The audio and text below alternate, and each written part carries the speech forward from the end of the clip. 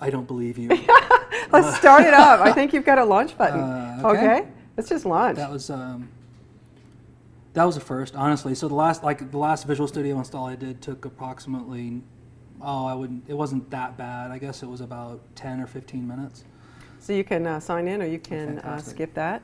Now, if you're just moving to Visual Studio 2015, I don't know how much roaming stuff you're going to have right now, but you can go ahead and sign in.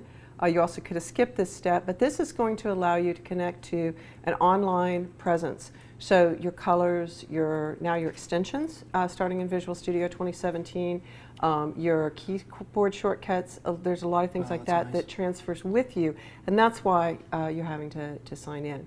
Now, you'll notice that there's different spots we're stopping and slowing down here, and so the idea is kind of a pay-for-play, is that you're going to be waiting when there's something new that you need. Okay, so we didn't have to wait too long for the install, and we got this fairly quickly.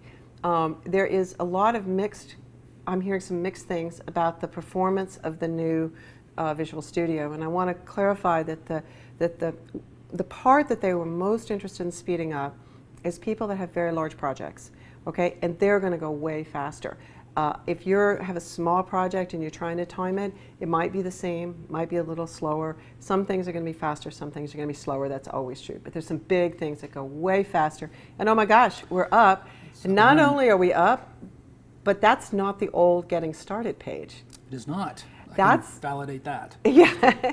So the Getting Started page still has developer news, and right now you're not connected where you're getting any, but that would be news flashes, different things that you could go click on. But you also see that you can close it. Yes.